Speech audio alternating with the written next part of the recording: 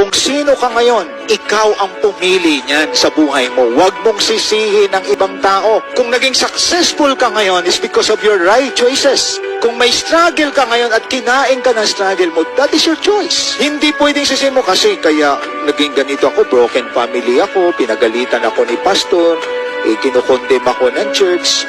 Kamangmangan yan, mga kapatid. Ang taong matalino, kahit sira ang pamilya na pinanggalingan mo, aayusin mo buhay mo. You have no right to blame anyone for your present condition.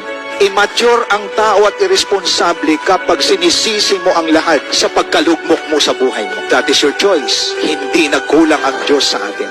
If you want better choices, rely on God in every decision you make. Kung gusto ninyo ng isang matinong pagpapasya sa buhay, magtiwala ka sa Diyos palagi.